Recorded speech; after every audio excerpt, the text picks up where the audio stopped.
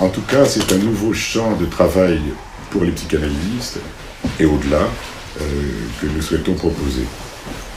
Cette collection s'inscrit, puisqu'elle emporte le nom Figure de la psychanalyse, elle s'inscrit dans le prolongement de la revue, qui est une revue qui aujourd'hui une revue de grande qualité, reconnue, qui a beaucoup de succès grâce au travail ces dernières années de quelques-uns, et en particulier de l'auteur ou l'autrice de cet ouvrage, du premier ouvrage, Gisèle Chaboudez.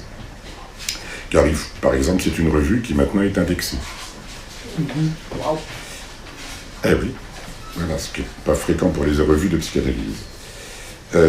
Cette revue, au fond, cette collection porte le nom de la revue parce qu'on voudrait y maintenir un style qui est celui précisément de la revue, c'est-à-dire à la fois c'est l'esprit d'espace analytique, puisque la collection comme la revue sont articulées à cette association, telle qu'au fond Maud Manoni l'avait fondée, c'est-à-dire les Manoni qui ne voulaient pas d'élèves. Je rappelle que ça c'était leur position. Mais ce ne sera pas la collection d'espace analytique en tant que telle, parce que dans l'espace analytique, il y a d'autres collections de grande qualité qui sont dirigées par des collègues, des membres d'espace. Mais même si, comme la revue, c'est une publication qui sera articulée à l'association et qui accueillera des auteurs de tous horizons. C'est une publication qui lui est articulée. En effet, le succès de la revue, et ce sera le cas de la collection, est dû aussi à une certaine indépendance par rapport à l'association, une certaine autonomie qui a permis de ne pas être le réceptacle automatique des productions et du travail de l'association. La collection accueillera donc, comme je l'ai déjà dit, des auteurs de tous horizons, pourvu que le comité de lecture qui reste à constituer le retienne, ainsi qu'ensuite l'éditeur. L'enjeu est le même, les questions cruciales de la psychanalyse aujourd'hui, maintenant.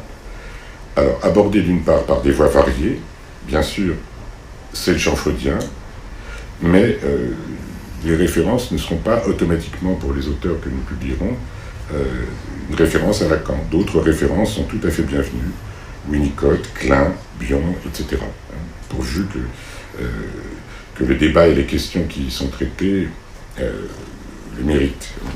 Une publication des travaux de psychanalyse qui soutiennent d'un champ théorique ou d'un autre, pour une réinvention inévitable pour chaque psychanalyste. Lacan a pu dire que la psychanalyse était intransmissible comme telle, mais cette réinvention n'est pas une invention. Ça suppose que quand même quelque chose se soit transmis. Frère Marquet, d'ailleurs, qu'on retrouve que le terme de transmission, de transmissible en allemand, c'est le même que transfert. Übertragung. Oui, exactement. Übertragung, übertragbar, c'est transmissible.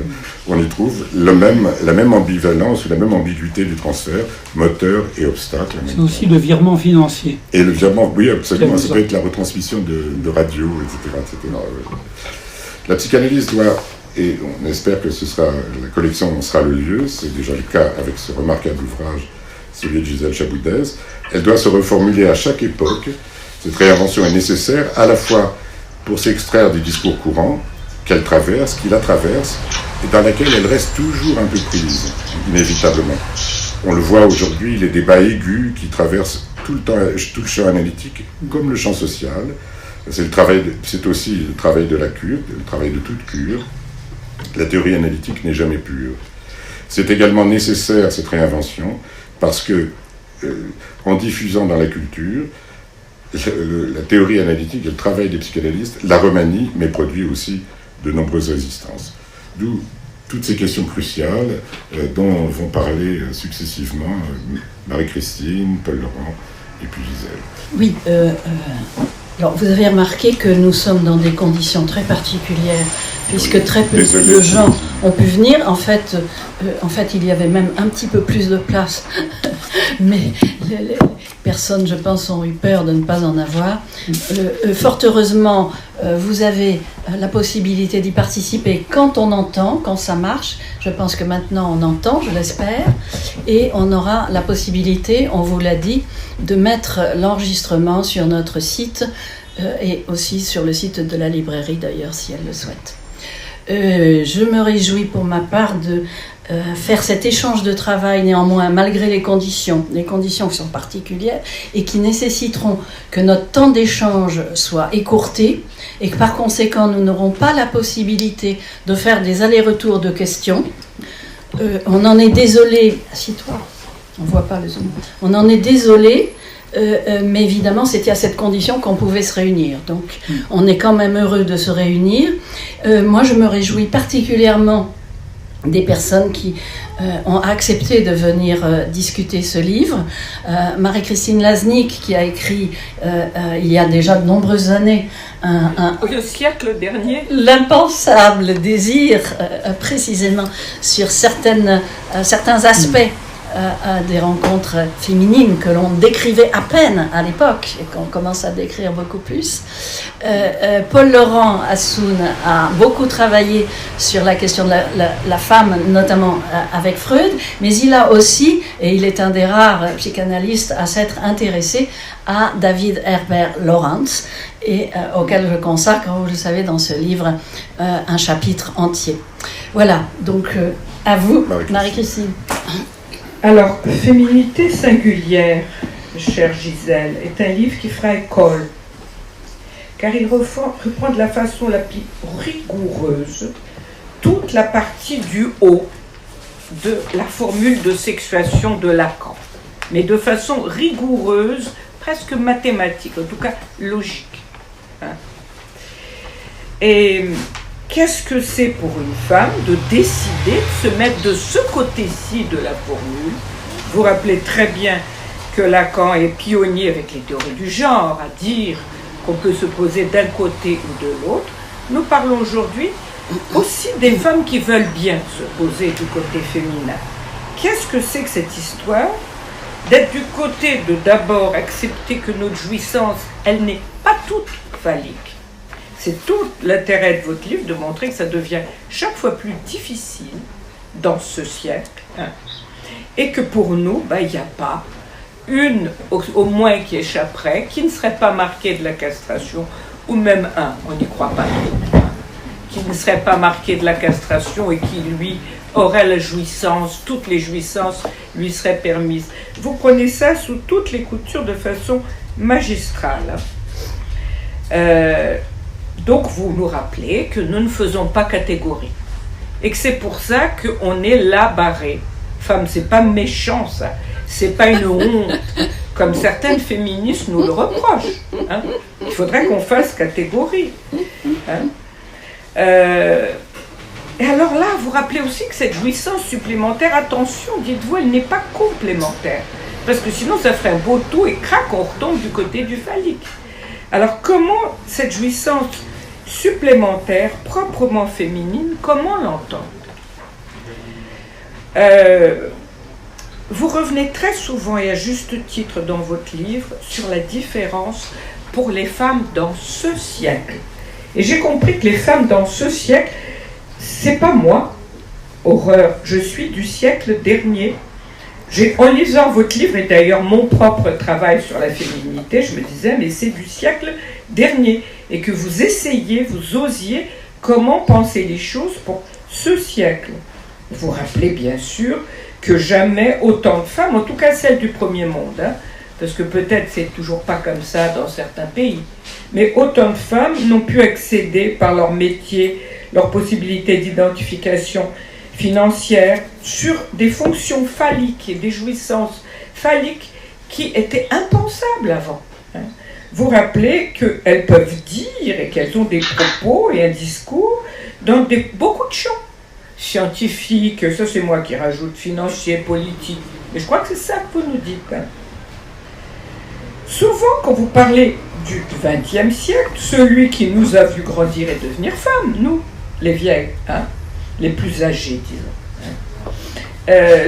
Vous utilisez cette expression de siècle dernier en faisant remarquer que c'est à partir des années 70 que les choses basculent et qu'on aurait à repenser tout le programme.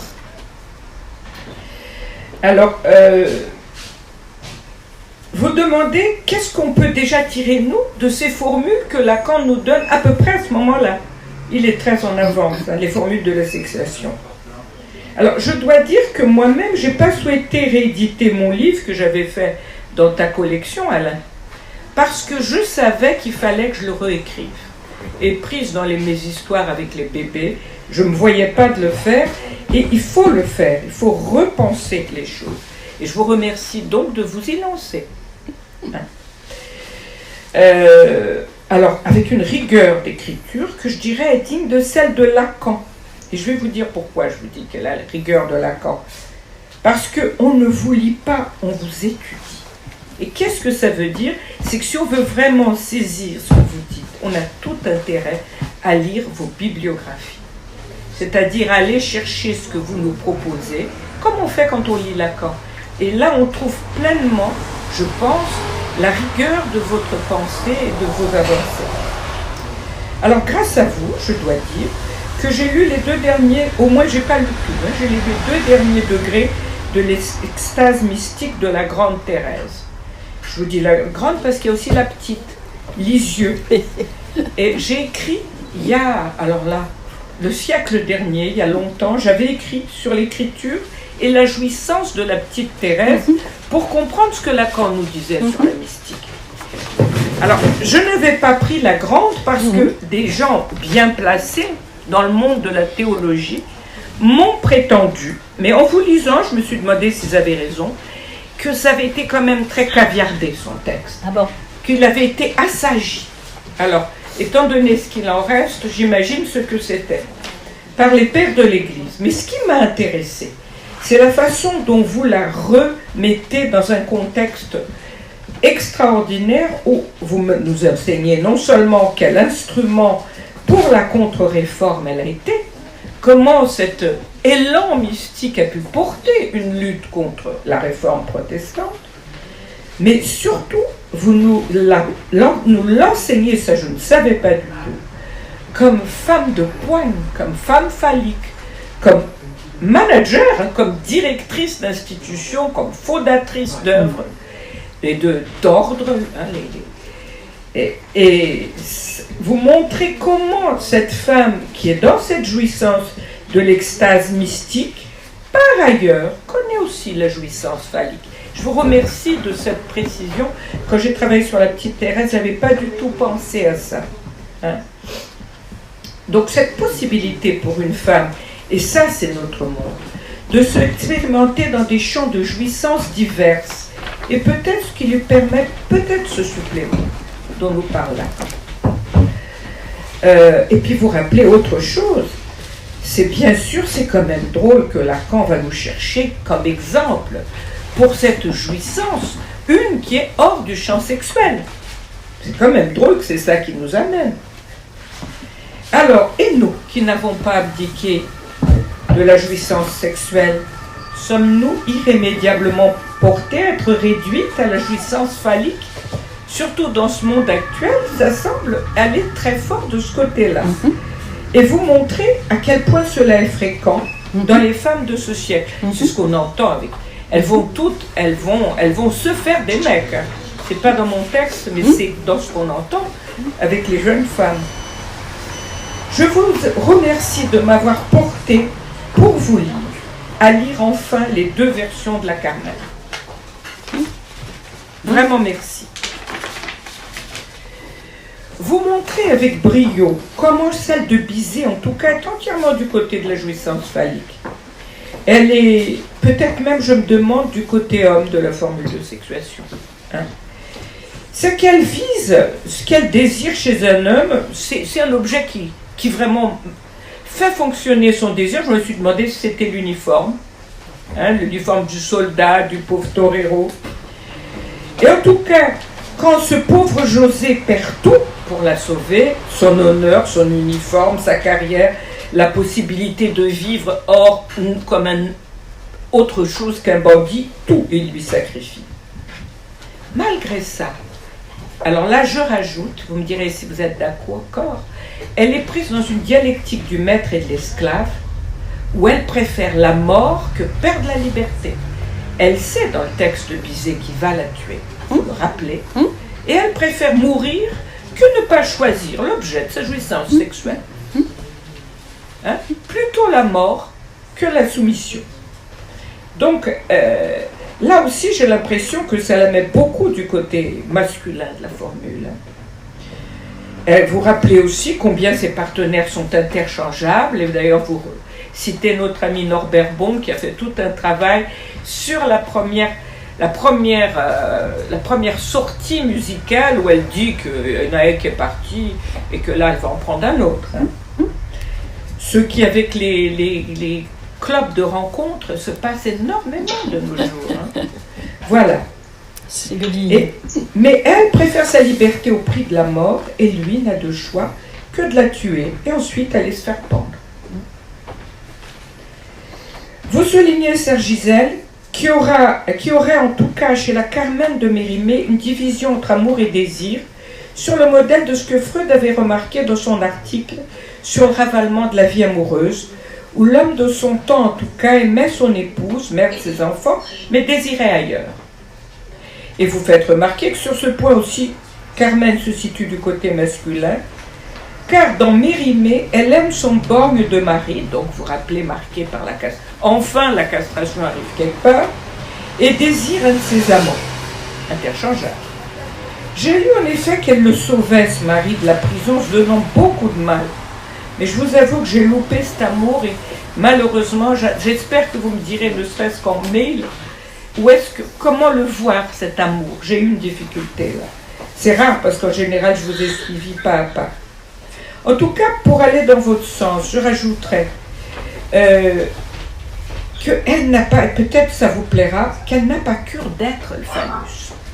Parce que quand son amant anglais, dans Mérimée, lui offre une vie à Gibraltar où elle est couverte de tissus précieux, elle apparaît mais vraiment comme une madone, elle est merveilleuse, elle est le phallus, elle ne l'intéresse pas du tout, elle le fera sacrifier.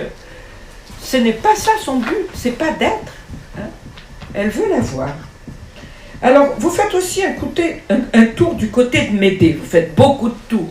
Mais en peu de temps, j'ai choisi de vous parler que de ces trois-là.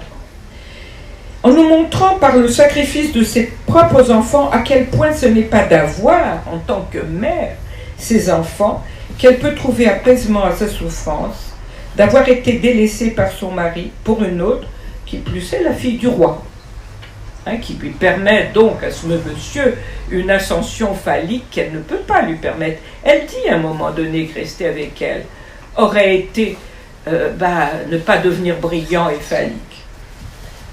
Même s'il est difficile de s'identifier à une parricide, une partie de sa souffrance me semble compréhensible pour une femme. Et il ne me semble pas que sa souffrance ne soit que celle de ne plus porter aucun atout qui puisse être visé par son partenaire comme objet petit a de son désir à lui. Vous vous rappelez que Lacan nous avait expliqué que quand nous tombions dans le désespoir parce que l'homme qui était notre objet d'amour et de désir, en général nous on arrive en plus à mettre les mêmes ensemble, nous abandonnait. Le fait d'être objet a fait que nous chutions comme déchets.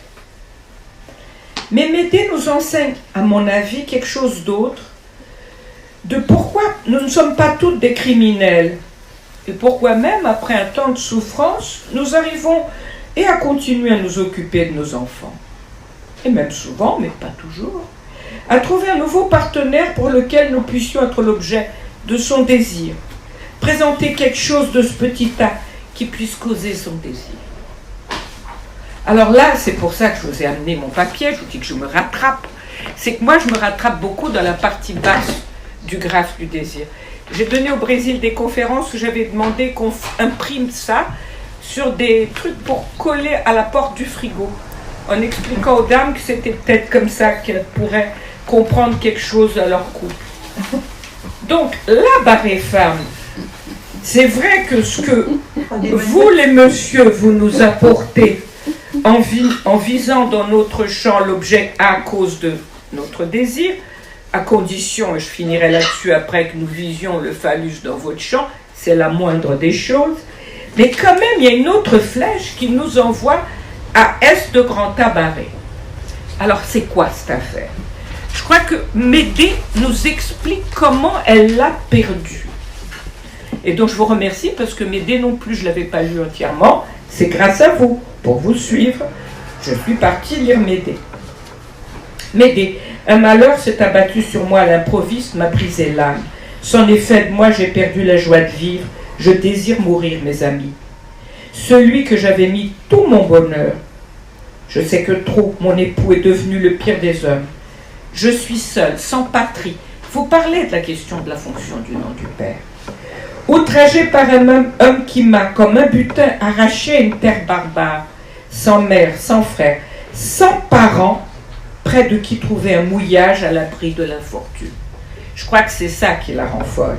Ô patrie, combien en ce jour je me souviens de toi. Patrie, c'est la même étymologie que pater. Elle n'a rien du côté du nom du Père, et elle lui rappelle que le dragon qui enveloppait la toison d'or, elle l'a tué du coup en trahissant son propre père, et qu'elle a même fait tuer son frère par ses propres filles, tout ça par amour de lui.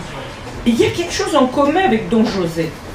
Le pauvre Don José, bien sûr, en mineur, hein, là en la majeure, c'est que lui aussi a tout détruit. Il n'a plus rien. Je crois que lui aussi avait mis cette femme quelque part en place de grand autre pour lui. La Carmen. Alors, je me dis que elle se retrouve, il n'y avait plus que lui pour tenir le lieu de grand autre barré, et ben, en la quittant, c'est pas seulement en tant que l'homme qui la désire, mais elle a plus d'autres, elle a plus de grand autre.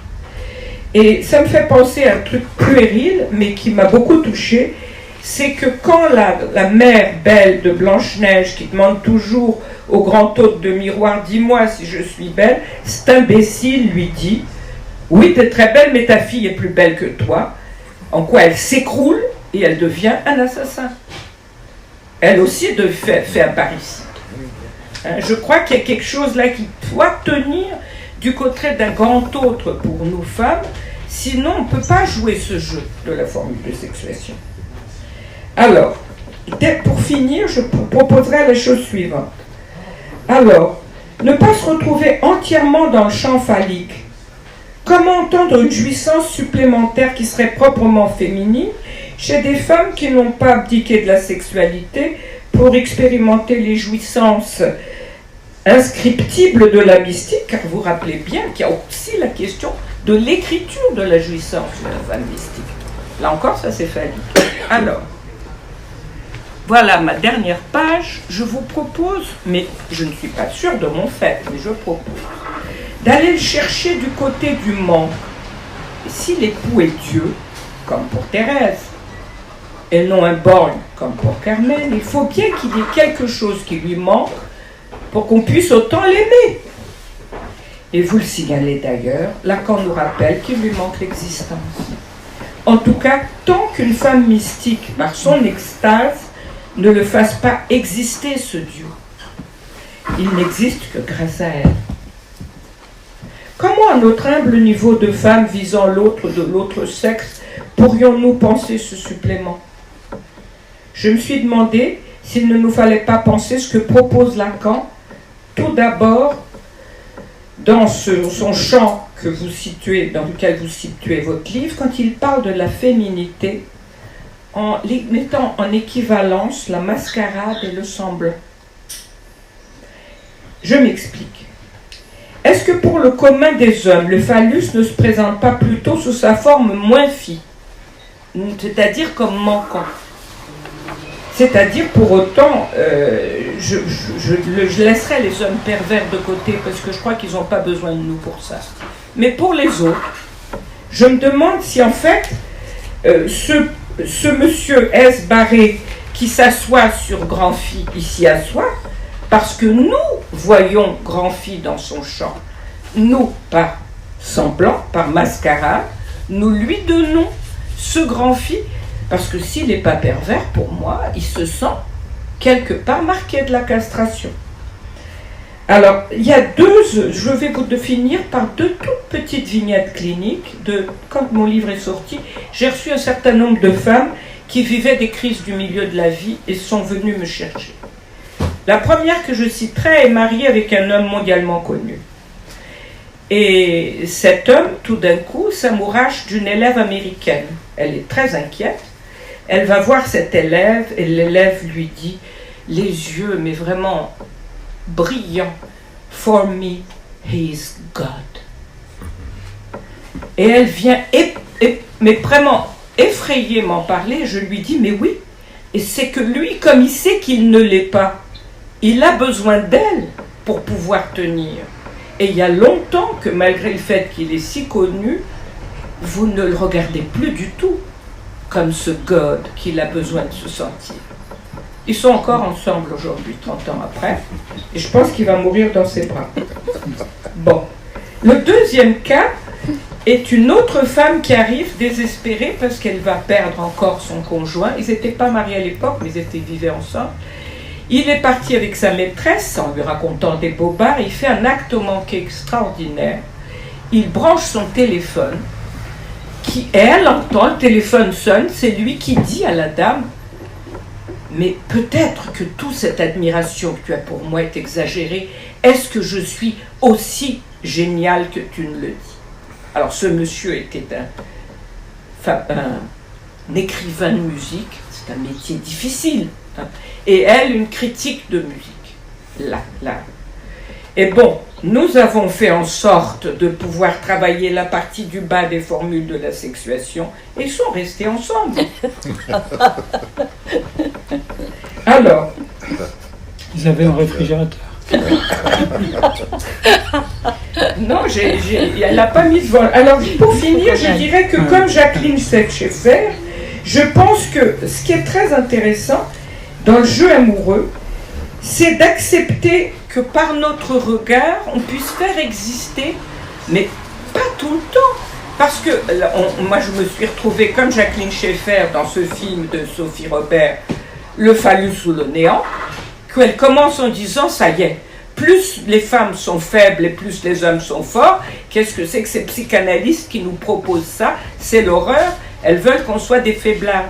Et votre livre entier est pour montrer que ce n'est pas de ça qu'il s'agit, que nous avons des tonnes de jouissances phalliques, mais nous ne nous réduisons pas à ça, que nous pouvons jouer peut-être autre chose. À un moment donné, ça ne nous empêche ni de présider des associations, ni d'écrire des livres, ni d'avoir du succès. Et à un moment donné, on peut jouer une autre partie, qui est celle du jeu de qui perd gagne, et qui permet au partenaire, lui, de se sentir phallique et en échange de nous offrir son désir. Voilà. Merci. Évidemment, ça donne envie follement de répondre à toutes ces questions et toutes ces propositions. Mais on ne peut pas, nous sommes déjà en retard. Et je passe tout de suite la parole à Paul-Laurent Assoun. Merci. Bon, alors évidemment, il s'agit de la femme. Alors certains des détracteurs de la psychanalyse pourraient dire, les analystes, ils reviennent toujours aux mêmes questions, il faut être plus créatif, etc. Alors voilà, cette question, nous, on a cette conviction que ce livre démontre d'ailleurs que nos questions sont toujours neuves. Donc on se heurte à nouveau à cette spécificité. Et bon, le temps étant compté, je voudrais essayer de dégager, j'aime bien chercher l'essentiel, comme ça, pour essayer de voir vraiment la spécificité de ce livre et pourquoi, évidemment, il faut le lire. Je trouve que par rapport à d'autres de tes livres qui sont plus... alors, rigueur est un maître mot, hein, pour toi, c'est certain. Mais je pense toujours à ce que dit Merleau-Ponty à propos de la philosophie, mais peu importe. Il y a d'autre part le goût de l'évidence, rigueur, et le sens de l'ambiguïté. Voilà. Et je trouve que ce livre est du côté, il y a de la rigueur, parce qu'on ne se change pas, j'apprécie beaucoup cette qualité, mais il y a aussi le sens de l'ambiguïté. Donc je recommande ce livre dans la mesure où il y a eu des textes très importants, mais un peu plus austères, parce que structuraux. Là, c'est autre chose. Et c'est ce qui explique d'ailleurs qu'on voit apparaître des figures de femmes. Évidemment, nous les connaissons, ce sont nos préférés. Ève, la Dame courtoise, la Béatrice de Dante, Notre-Dame, la Vierge, Médée, Carmen. Oui, on a fait une journée, espace, j'en dirais 2 mots sur Carmen, enfin 2 mots sur Carmen, à travers aussi mon image, très rapidement, puisqu'elle a été évoquée. Et puis Lorraine, effectivement, j'avais... il y a longtemps, en 2003, j'avais effectivement présenté la position de Lorenz sur la psychanalyse, il y a un rapport à Freud qui est quand même particulier, parce qu'il y a quand même chez Lorenz ce culte de la jouissance qui est pas tout à fait freudien, mais voilà, tous ces gens recoupent les apports de la psychanalyse, et c'est un point qui me paraît très important. Donc il y a un côté phénoménologique qui se trouve dans ce texte, qui fait que ces figures qui nous sont connues, qui sont un peu nos préférées, sont redécouvertes. Voilà. Ça, c'est un point qui me paraît important. Alors, quel serait l'essentiel à dire, sachant que le temps est compté. Alors, si je n'avais qu'un quart d'heure, et c'est le cas, je dirais que c'est quand même cette notion de singularité qui est absolument essentielle. Hein. Le mot a été bien sûr prononcé, mais tu intitules ton livre « Féminité singulière ». Et je voudrais en dire quelques mots avant de passer aux formules logiques. Ce mot singulier, n'est-ce pas ? Parce que, alors malheureusement, avant même la logique, il y a cette idée de singularité. Ce que je voulais rappeler, c'est que si on rappelle le signifiant singulier, c'est quand même un signifiant très intéressant. Singulier, c'est ce qui n'est pas le plus réel, certes, mais c'est ce qui est seul, c'est le dictionnaire qui le dit. C'est ce qui est à part. Faisons résonner ces mots du côté de la femme. Hein. Ce qui est à part, ce qui est unique. Lacan nous dit bien que les femmes existent singula singulis, qui renvoie d'ailleurs à toute une théorie nominaliste, etc., que je n'ai pas le temps de développer. C'est aussi ce qui est pris isolément. D'où l'idée que la compagne élective de la femme, c'est la solitude. Indépendamment des éléments du groupe auquel il appartient, là où l'homme va plutôt en régiment. Voilà. Hein. D'où les femmes éventuellement essayent de les détacher sur la formule de Lacan. Bon. Qui concerne aussi un seul cas, qui s'applique à un seul objet. Tout ça, c'est dans le singulier. Et je pense que dans ton texte, au fond, tu promets et tu promeus surtout cette catégorie de singulier pour... bien sûr, c'est une idée qui est assez acquise, mais qui est développée de façon tout à fait particulière. Voilà. Ce qu'on pose au général, mais aussi au particulier. Car le particulier est indexé au général, le singulier, non. Donc c'est ce qui est unique en son genre. C'est extrêmement curieux d'ailleurs, parce que travaillant parallèlement sur la question du Dieu un dans le judaïsme, c'est très curieux, c'est un Dieu très singulier. Bon. Voilà, mais là nous ne parlons pas du Père symbolique, nous parlons de la femme. Voilà. C'est ce qui sort de la norme, qui étonne, qui surprend, qui parfois dérange, qui est rare, remarquable, exceptionnel. Voilà. J'en profite pour dire qu'il y a des hommes qui sont tout à fait dans le féminin. Voilà. Les dandys par exemple sont tout à fait de ce point de vue-là dans le féminin. Les exceptions dont parle Freud, ces hommes souvent qui vivent du préjudice. Voilà. Peut-être que moi j'aurais eu tendance au fond à faire déborder la question et bien sûr le féminin est dans ton texte, mais voilà, y insister, parce que ça c'est un point qui me paraît extrêmement important. Voilà. Alors le point très important qui vient du texte, hein, qui se retrouve dans le texte, mais que je voudrais quand même souligner particulièrement, c'est que n'est-ce pas, dans le singulier, dans l'exaltation du singulier, il y a toujours une tendance de pathos existentiel, dont précisément la psychanalyse nous guérit. C'est pour ça que Lacan a besoin d'une logique, parce que sinon on va faire une sorte de pathos existentiel de la femme qui a une singularité ineffable. Or c'est pas ça du tout. C'est pas du tout ineffable. Voilà. Et c'est pour ça qu'elle est indexée à une structure, elle ne surgit pas de nulle part, et il y a toute une tendance, y compris dans certaines tendances du féminisme, au fond, à exalter cette singularité, ce que tu ne fais pas. Hein. Alors même que tu repères très bien que oui, ça change. Mais enfin, pour moi, c'est une question interabustante. Qu'est-ce qui change, qu'est-ce qui ne change pas? Il ne faut pas être misonéiste, mais il y a aussi des philonéistes qui pensent que tout change, alors qu'il y a quand même des choses qui reviennent à la même place. Voilà. Donc, c'est ce point qui me paraît extrêmement important. Quand même, avec Ève, voilà, puisque chacun, on évoque certaines figures, eh bien, avec Ève, c'est extraordinaire ce qui se passe. Enfin, Dieu crée tous les êtres, et ça va, quoi. Et puis, le jour, la nuit, ça va, le cosmos, ça va, les animaux, ça va, hein, ils vont par couple. Dieu se heurte à un os, qui est précisément la question anthropologique, quoi, hein. Et à ce moment-là, il y a un moment de perplexité, je trouve, de Dieu, du grand un, face. Et à ce moment-là, il montre, c'est pas clair trop ce qu'il faut au départ, mais il montre à Adam que voilà, les autres vont ensemble, mais Adam, cet être masculinisé, c'est une motte de terre, quoi, qui n'est absolument pas creusée par le désir. Et c'est à partir du moment où il subit l'opération chirurgicale qu'on sait, c'est pas la côte, hein, c'est le côté, Bien que, voilà, certains diront, voilà, alors c'est ça la femme, elle n'est qu'un morceau du corps de l'homme, mais pour le coup, os de mes os, chair de ma chair. Bon.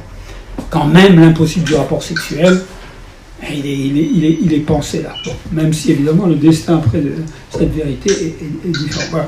Donc, c'est un point qui me paraît important. La Bible, supposé un texte patriarcal, ce qu'elle est d'un certain point de vue, c'est aussi une extrême pensée de la singularité de la femme, ce qui explique d'ailleurs, enfin ça j'ai beaucoup travaillé, qu'elle va se retrouver avec le désir d'enfant. C'est toujours les femmes qui sont en manque d'enfants qui sont les plus importantes dans la Bible.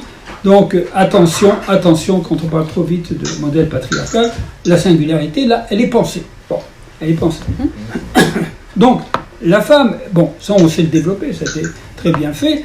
La femme se trouve donc toujours dans cette position d'exister une par une, d'où l'impression en général, tout individu... Merci à tous de couper vos micros, parce qu'on entend des bruits de mastication, c'est un peu désagréable. Merci de couper vos micros, s'il vous plaît. Merci. Voilà. Bien sûr, tout sujet est neuf, et dans l'analyse, tout sujet est neuf, mais si je peux dire, la femme, elle est neuve au carré, si je peux dire, puisqu'elle a cette question-là, qui fait qu'à partir de ce moment-là, oui, le patou, mais comment dire, je voudrais qu'on ne récite pas ces notions, simplement le patou, etc. Il ne faut pas qu'on exalte ce côté ineffable, au contraire. C'est ce qui explique d'ailleurs que les deux, d'une certaine manière, les deux volets de ton travail se complètent. J'y insiste. Donc je recommande de lire ce livre sur le versant de la singularité comme plutôt complément, non pas ça, comme supplément. Voilà. Donc une seconde sur Carmen. Voilà, chacun c'est un peu ses préférés. J'ai parlé d'Ève. Carmen, c'est extraordinaire. D'abord, elle travaille dans une fabrique de tabac. Bon. Donc la fumée, elle sait ce que c'est. Elle voit aussi que l'homme est quand même dans cette position. L'homme ne fait qu'apercevoir la vraie femme à travers le rideau de fumée, son ivresse phallique. Voilà, c'est évident, toujours comme ça. Quant à l'autre jouissance, il y voit du feu. Voilà. Et c'est comme ça qu'elle surgit chez Bizet. On la voit sortir, n'est-ce pas, une ouvrière, elle a une horde d'hommes qui lui courent après. Toutes les jeunes femmes sont dans cette position. Comment entre les 36 les choisir? Elle les choisit tous. C'est toute la question, ça va beaucoup sur la question du premier venu, qui peut jouer un rôle extrêmement important pour les femmes, notamment qu'elles sont en crise conjugale ou phallique, et c'est vraiment une catégorie. Il y a un texte d'Adamov, qui est une sorte de Ionesco qu'on ne lit plus, il y a un premier venu qui n'a jamais de nom. Et bon, j'essaie d'en faire une logique. Il y a le père, il y a le mari, et puis il y a le premier venu qui est... Ça ne veut pas dire que la femme est dissipée, ça veut dire qu'il joue un rôle. Je voudrais le promouvoir en catégorie, parce que vous êtes énormément chez des patients dont on ne comprend pas pourquoi elles ne sont pas avoir un très bon goût, alors que... Bon, enfin, c'est une parenthèse, je peux être ici qu'allusive, parce que c'est une question extrêmement intéressante qui fait... Alors, c'est la liberté de la femme, mais il ne faut pas exagérer, c'est aussi cette contrainte. Il y a le grand un, évidemment, qui est le père, mais il y a aussi ce neutre, enfin bon. Donc, c'est très important. Donc, qu'est-ce qu'elle dit à cette horde de jeunes gens qui est là? Vous parlez d'aimer, mais qu'est-ce que c'est? D'abord, comme on sait aimer, baiser, ça n'a rien à voir. Mais au nom de l'amour, la jouissance qu'on descend au désir, voilà. Et elle pose cette question. Elle a la réputation d'être légère, mais ce qu'elle ne prend pas du tout à la légère, Carmen, c'est cette question qu'elle adresse. Alors, malheureusement pour d'autres procès, elle le repère comme celui qui, parmi tous, Ovide dit Ovide est un auteur immense. J'en profite pour le dire, lisez les Métamorphoses, vous verrez tout ce qu'il apporte, avec ses 265 mythes, là, dont Narcisse, d'ailleurs, c'est lui qui l'a inventé. Bon, et effectivement, ce moment où il y a cette fille qui ne peut aimer que son père, qui ne veut coucher qu'avec son père, entre tous, choisissant un, pourvu que ce ne soit pas celui-là. Je ne vais pas vous le dire en latin, mais c'est parfaitement dit structurellement. In omnibus. Voilà. Bon, c'est ça, c'est qu'elle cherche la mort, mais elle cherche aussi un homme. Elle le désigne, elle le repère. Et à partir de là, il est désigné comme celui qui est au fond son préféré. Mais elle se donnera lui dans la mort. Alors bien sûr, on peut dire, quand on avait discuté ça, certains disaient, mais c'est ça, alors les hommes sont possessifs, c'est pour ça qu'ils tuent les femmes. Bon, c'est un peu plus compliqué. Voilà. Donc, et si je t'aime, prends garde à toi. Voilà. Bizet nous dit d'ailleurs, dans la suite de Mérimée, que c'est jamais plus de 6 mois. Voilà, voilà. Donc, c'est pas m'aider, elle n'a pas la dimension de m'aider, mais au fond, c'est la lointaine cousine sévillane, hein, en un sens moins cruel, mais elle n'est pas mère, elle reste femme. Enfin, il y a énormément de choses à dire. Et puis sur le devenir du mythe, de Mérimée à Bizet, même jusqu'à Pierre-Louis. Bon, bref, tout ça c'est extrêmement intéressant. J'en profite pour dire, et ton livre le démontre, à quel point la littérature est ici importante. Parce que comme dit Freud, on repère, le grand auteur repère à l'intérieur de sa signification endopsychique de sa proposition, voilà, ces éléments qui sont absolument essentiels. Voilà. C'est l'héroïne du semblant. Juste, je voudrais encore citer ça. Vous connaissez ce passage, mais il me semble que ton texte permet de le réentendre. Vous savez, à propos de l'hystérique, formation de l'inconscient, c'est pas la peine que vous ouvriez mon corsage, parce que vous n'y trouveriez pas le phallus. Mais si je porte ma main à mon corsage, sous-entendu geste évidemment de séduction, c'est pour vous désigner derrière mon corsage le phallus, c'est-à-dire le signifiant du désir. Texte très important qui montre qu'on ne gagne rien à définir l'hystérie comme une allumeuse. Voilà. Ou encore, derrière la chemisette, n'y allez surtout pas voir, parce que bien entendu, il n'y a rien que le signifiant, mais ajoute Lacan, c'est pas rien justement que le signifiant du désir. Il me semble que c'est ce point. Moi, c'est comme ça que je relirai toute la question de la singularité. Voilà. C'est ce quelque chose qui est mis en place. Alors bien sûr, je m'arrête là, mais c'est aussi toute la question aussi de la... d'une part quand même, la question de Thérèse d'Avila, qui est quand même, semble-t-il, a eu une adolescence, enfin, première partie de sa vie, extrêmement dissipée, qui ensuite a réalisé que l'homme, avec ce mot phallique qu'est l'homme, ça pèse pas par rapport à Dieu, quoi, hein, et qui ensuite finit par les fondations. Je te rejoins tout à fait. Hein. Donc c'est ce point qui est extrêmement important.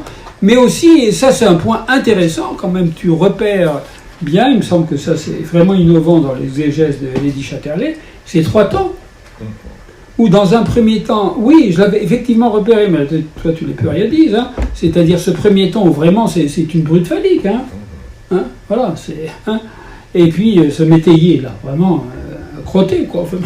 Et puis dans un deuxième temps, n'est-ce pas, il y a du sentiment qui intervient, et dans un troisième temps, c'est quand même un type qui apprend sous l'effet de Lady Chatterley. Tu décris très bien qu'elle est d'une passivité extrême, et la femme, on le sait, domine par cette passivité feinte, et à la fin, ça devient un expert en jouissance. Voilà.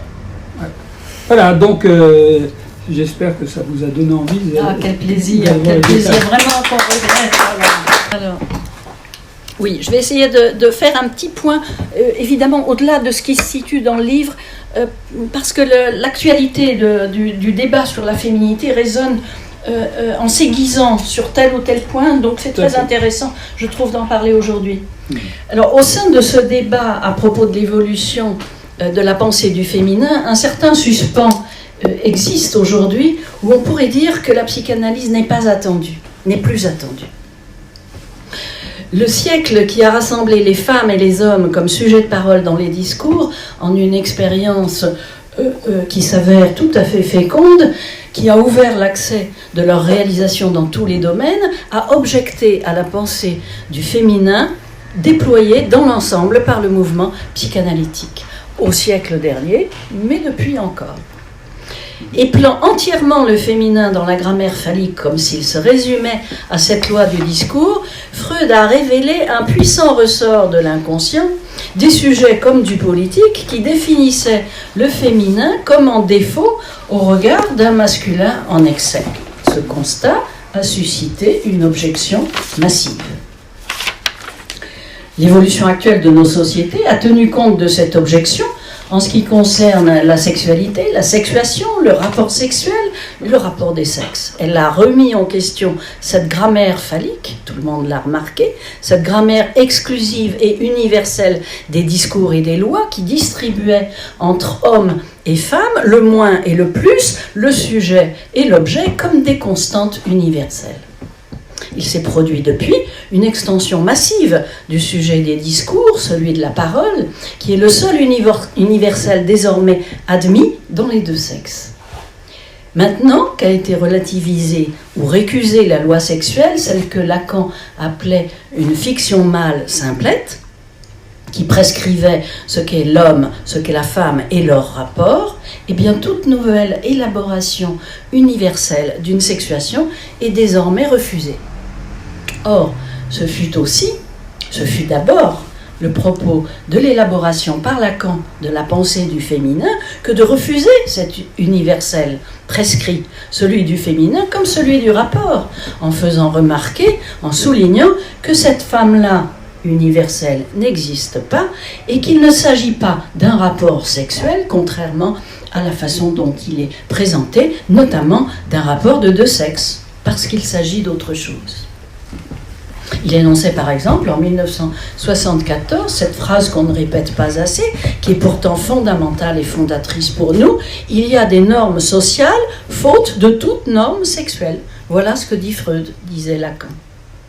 Cette phrase pleine de conséquences qui exclut non seulement que la psychanalyse se dise et se donne une norme sexuelle, mais même qu'il puisse en exister une, eh bien la norme ainsi prescrite n'étant que sociale alors qu'on l'oublie souvent.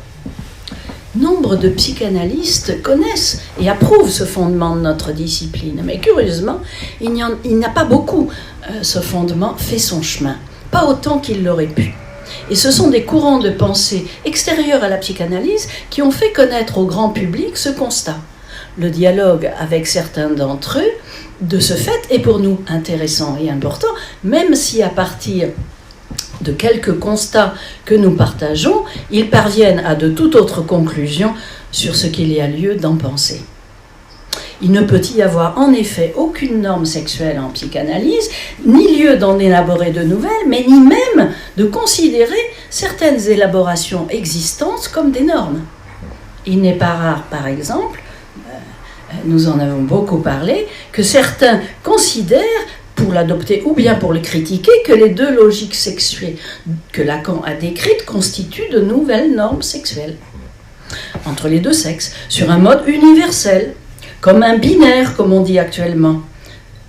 Et que ce serait alors une façon plus moderne que ne l'a fait longtemps la vieille loi sexuelle de la fonction phallique, d'instaurer un universel, qui reviendrait en somme par la fenêtre, là où il a été mis à la porte. Eh bien, c'est une erreur. C'est une erreur à mon sens, c'est une erreur qui n'a pas lieu d'être, même si la frontière est parfois très difficile à trouver et à penser.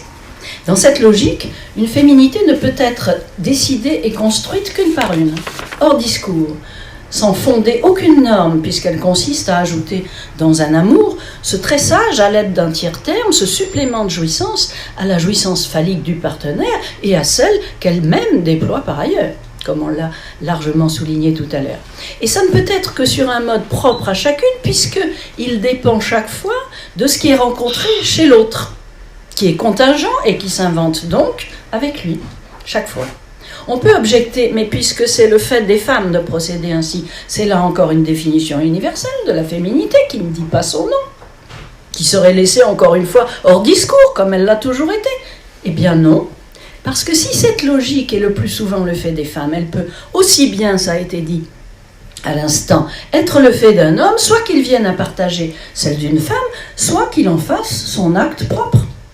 Même si elle est adoptée de manière préférentielle par un sexe, c'est avant tout une logique, et comme telle, elle ne saurait être réservée aux femmes. Elle se partage et elle se construit à deux. Il n'y a donc pas lieu de faire de ces logiques une norme, que ce soit pour la critiquer encore une fois ou pour la soutenir.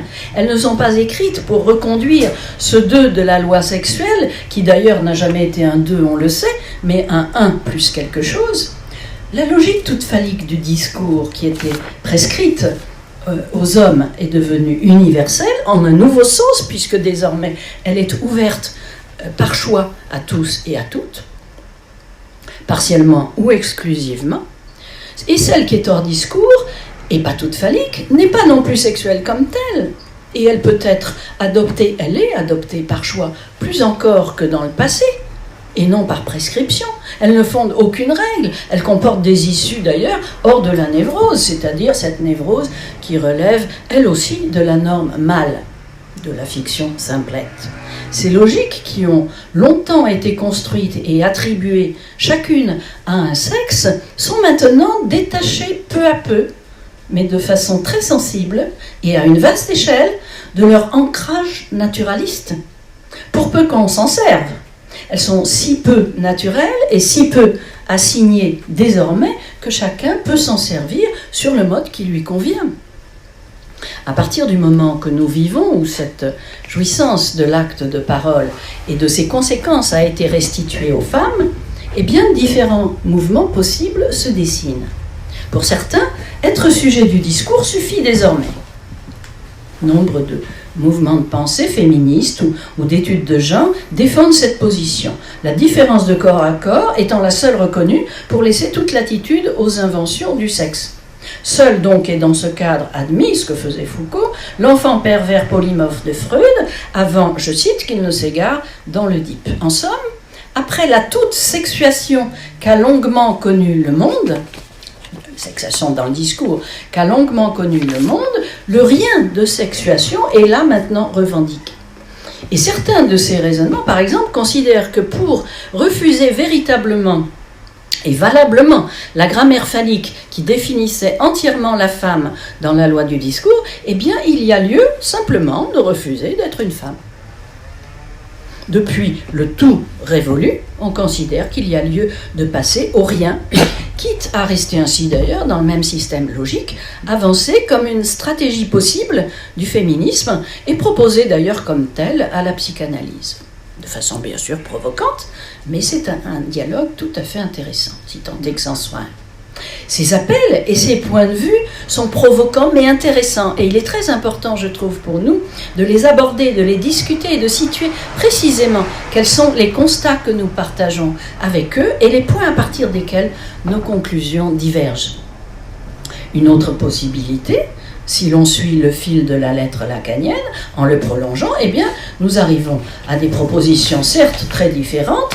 On constate un décalage dissymétrique qui regroupe en un pôle l'universel du sujet du discours, maintenant accessible aux deux sexes, réellement, selon la décision de chacun, avec son fantasme, sa névrose comme norme mâle, sa fonction paternelle mythique, sa castration unilatérale. En un autre pôle, unaire ou singulier, accessible aux deux sexes lui aussi, évidemment par choix, on en termine avec ce père mythique. Ce sont deux pôles logiques, bien sûr. On en termine avec ce père mythique et on affronte le manque du rapport entre les sexes sans lui.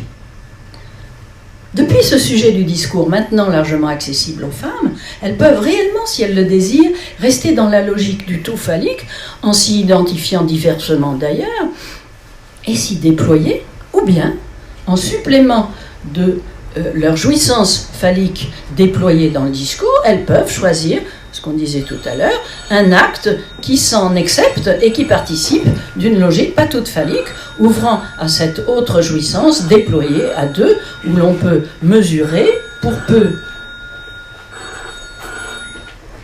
qu'on s'y penche, pourquoi Lacan pouvait remarquer, une fois n'est pas coutume, que contrairement à ce qui se dit, ce sont plutôt les femmes qui possèdent les hommes, donc hors du discours. La pensée qui est soutenue dans Féminité singulière, donc, ne remarque pas seulement qu'il n'y a pas à avoir là une norme sexuelle, ce sont des logiques. Il n'y a donc là rien de sexuel. Si elles ont été construites en attribution universelle à chaque sexe pendant longtemps, elles se détachent de plus en plus de leur support sexuel pour faire l'objet d'un choix singulier qui ne dépend qu'en partie du sexe anatomique. Et beaucoup de psychanalystes, lacaniens notamment, savent que s'il n'y a pas de normes sexuelles, eh bien, c'est que les jouissances des deux sexes ne s'articulent pas entre elles, ne forment pas un rapport. Ce pourquoi toute autre chose s'y est substituée, qui a fonctionné comme norme sociale pour tenir lieu de normes sexuées, ce qui à son tour d'ailleurs s'est opposé à un rapport de deux, augmentant l'écart. La loi sexuelle avec sa grammaire phallique, celui qui est ce qui a et qui a ce qui est, eh bien, fut une substitution majeure au rapport sexuel qui manque, mais elle accroît encore l'écart entre les sexes, et notamment par la hiérarchisation qui a fonctionné comme sens, puisque la hiérarchie est en effet le gîte originel du sens, Lacan le souligne. La jouissance phallique, donc, soutient un sujet qui ne la commande pas, ce pourquoi, bien qu'elle soit éminemment corporelle et même orgastique, elle est dite hors corps, sa commande est ailleurs.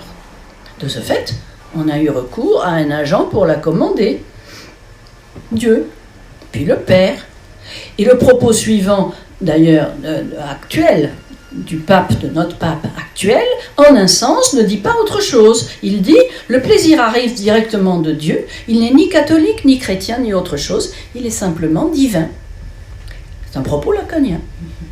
Le Père est en effet l'agent qui a permis de substituer au rapport absent de deux sexes le rapport Dieu un avec son objet comme part de lui. Mais la croyance en une distribution divine de cette commande phallique est désormais restreinte, on le sait. Et dès le début du siècle dernier, avec la psychanalyse naissante, certains pressentaient déjà la responsabilité du phallus dans ce mur du non-rapport où vient buter la jouissance sexuelle. Par exemple, l'écrivain David Herbert Lawrence, dont nous parlions à l'instant avec Paul Laurent, pourtant enclin au départ, on le sait, au culte antique du phallus, raison pour laquelle il a été violemment décrié par le féminisme d'alors. Mais il n'en est pas resté là, c'est pourquoi j'articule cette étude sur Lady Chatterley, qui est son dernier grand roman. Il n'en est pas resté là. Plus près de nous, le minutieux... Extrémiste. Ah, mais c'est même son... Juste avant sa mort. C'est même son ouvrage posthume, si on peut dire. C'est-à-dire, il se savait sur le point de mourir lorsqu'il a terminé la 3e version. Le minutieux Pierre Michon, plus près de nous, lui parlait d'un couperet géant sur la petite conjonction des deux sexes. C'est très joliment dit. On entend mal cette pensée qui pourtant traverse avec insistance l'interrogation psychanalytique de ce siècle. Et une pensée psychanalytique ne peut s'énoncer qu'en logique pas toute, qui est complexe à saisir et plus encore à transmettre, et en outre qui est peu efficace, on le sait, politiquement. Face à ce couperet, et je conclus, qui ne permet pas de définir un rapport de deux jouissances, mais seulement la limite qui s'impose, ce qui n'est pas un rapport. Une féminité s'oriente, s'invente. Donc, certes, une femme a encore le loisir de tromper parfois son homme avec Dieu, ou bien de s'adresser à lui directement comme Thérèse plutôt qu'à ses saints. Mais désormais, plus souvent, elle tente de nouer deux à deux, se manque de l'autre avec l'objet qu'elle y offre, celui qu'elle se fait, en tiers terme. Et ce nouage même, qui parvient parfois à surmonter l'obstacle, constitue sa jouissance propre, hors discours, mais non hors corps. Elle est cette jouissance hors langage, des corps qui habitent le langage, d'où elle intervient sur le discours depuis son dehors, en y injectant parfois un petit peu d'éthéros. Ces logiques de jouissance se répartissent ainsi, la jouissance phallique étant de l'une et exclusive, ou bien de l'autre et non exclusive. L'une est universelle au cœur du langage, mais hors corps, l'autre inclut le corps, mais se construit hors langage, de façon singulière. Vous voyez qu'il y a là un ensemble logique et topologique complexe, accessible à tous, qui n'est donc pas véritablement sexuel et qui ne peut pas être conçu comme un binarisme sexuel, tel qu'on le lui reproche actuellement. Là où les sexes sont rassemblés comme sujet de discours, ils sont exclus du rapport sexuel. Hors de cette universelle du discours, deux d'entre eux parviennent parfois à instaurer une jouissance autre qui les noue ensemble, entre deux inconscients et entre deux symptômes. Eh bien, une féminité qui s'invente y est alors décisive pour trouver le nouage possible. Je vous remercie.